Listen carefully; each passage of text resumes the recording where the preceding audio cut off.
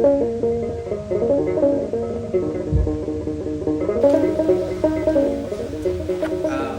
of the Third World Solidarity,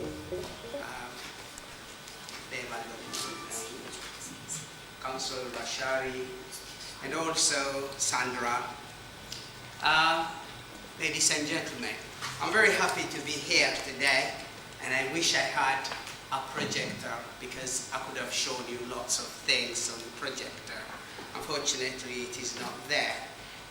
What I'm going to talk, in general, what I'm going to talk about is, I've summarized the topic into Ethiopia, legally corrupt state, okay? Where corruption is legally allowed. As long as you don't fall out with the government, you are allowed to amass as much riches as you can, as long as you don't step out of the line, and that is falling out with the government. As you have already heard from Sandra and from Kafale, you've seen that the Ethiopian government is selling lands everywhere. They evicted the people from Gambela to make way for the Indian agro-conglomerates. They have got a land the size of Switzerland, believe it or not. How can this be acceptable? It's one thing you should take. The people of Omo have been evicted from their homeland to make way for the international investors. How can we put up with that one? These indigenous people, people's lives have been destroyed totally of our people. A huge land, about 16 square kilometers, have been given to the Sudan. A fertile borderland have been given freely to the Sudan in return for their assistance while they were in the bush fighting the Ethiopian government or the military regime of the time. Can you believe what had happened? The farmers at the land fought back against the occupying Sudanese army, and they managed actually to stand for a while. But you couldn't believe this. From the back, the Ethiopian military came and destroyed them. How can one believe that? But it actually happened. This is a government not working for Ethiopia, but against Ethiopia. It is there. It's just in Ethiopia to amass as much money as it can to build the future Republic of Tigray. They don't think Ethiopians. They don't consider themselves as Ethiopians. But that is what is going on in Ethiopia. Land. Everybody has got land now. There is land to grab. Ethiopia is up for a sale. Anyone with money can go and get. Believe it or not, Egypt has got 20,000 acres of land. Ethiopian land. What does that mean? How can I put that one? Imagine 1 acre is 1 stadium. 20,000 acre means 20,000 stadium. Just approximately. That much land had been sold. And that land is the land of the Amaras and the land of the Afars. And Amaras who have been living elsewhere, like within Gojam, for example, a Gojam province. They have been evicted from Gojam to Gojam because the people at the border are not Gojamis. And they have divided us along ethnic lines and putting one against each other and doing all that. Ethiopia is not really that desperate. We have got natural resources.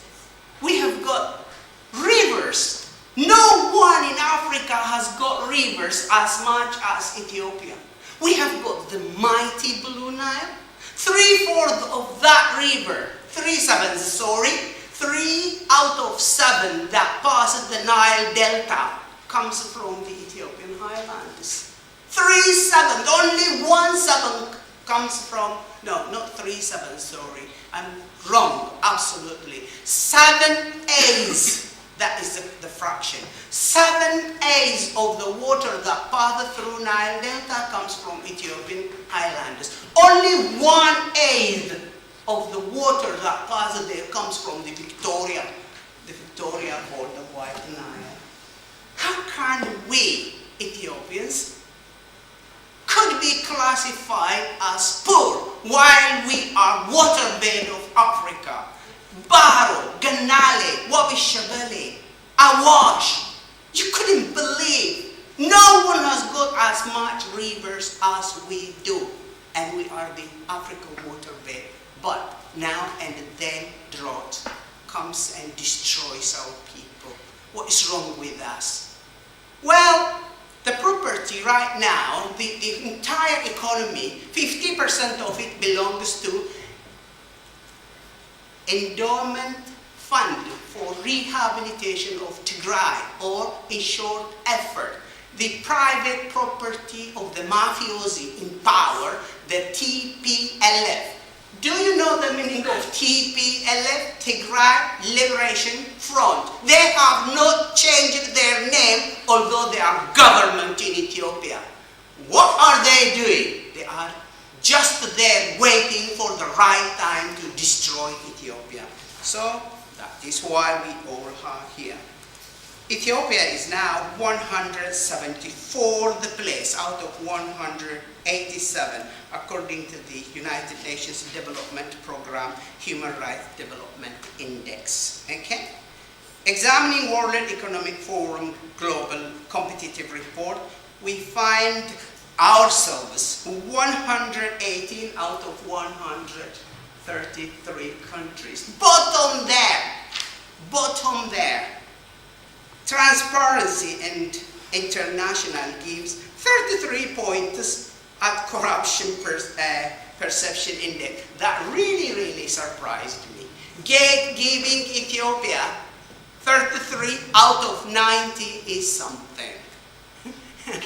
That means these people don't know the regime in power. They don't know them at all. Britain has got 74, with Japan, and United States 73, and the highest is Denmark, Finland, and New Zealand, and Ethiopia got 33. I would have given them only 2, probably. That is what I would give them. We have got natural resources, we have got everything, we have got gold, we have got potassium, we've got not yet exploited oil reserves. We have it. We have all that. The gold belongs to Effort and Alamuti. It belongs to these two people. 50% belongs to TPLF, 25% belongs to Alamuddin, 12.5% belongs to satellite parties, and the 12.5% belongs to the 90 million Ethiopians to share. Can you believe that? That is a real statistics.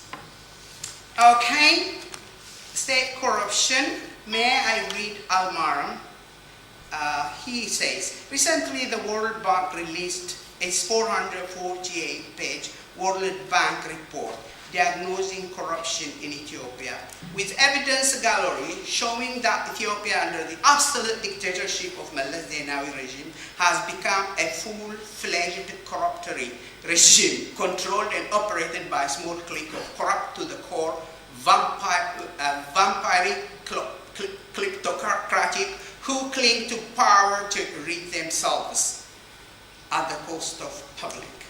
Perhaps the report's findings should not come as surprise to any, since power corrupts and absolute power corrupts absolutely. And that is what he says. He made a lot. Effort has got 66 satellite companies. 66. Oh, I have to tell you. Guess what?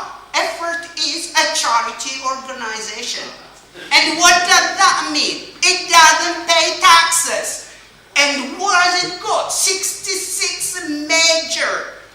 In every sector, they have to make big companies.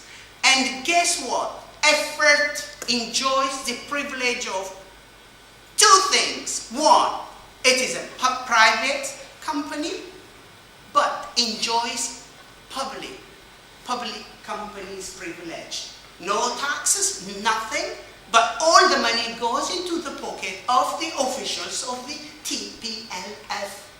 That is how it is. I have got lists of all the 66 companies. Malla Zenawi, to say that every kafala say, Malla Zenawi got net worth of 3 billion. What a shame! No, that is wrong, guys and ladies and gentlemen. That is wrong, absolutely wrong. I have got here a check, photocopy of a check signed by Samhal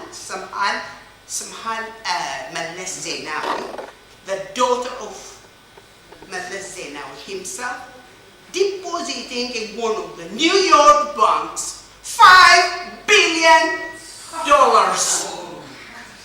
I have got it. I'm going to give you the copy. Don't ask me how it came into our possession, but that is a fact, and that is the check, copy of the check, and I'll give you a copy. That is, how come this little girl, you could, if I would have shown you her practicing shooting practice to shoot us on a machine gun. She's training. A little girl training and depositing £5 billion. Do you think Malla Zenawi is worth 3 million? Rubbish. His wife runs the multi-billion conglomerate and sits over the board of those 66 major companies. Effort. She is the owner. She runs it. She literally runs it. And beside that, she has got her own private one, and that is Mega Publishing. All the publishing works are under her control, and hence she is branded Queen of Mega. Queen of Mega.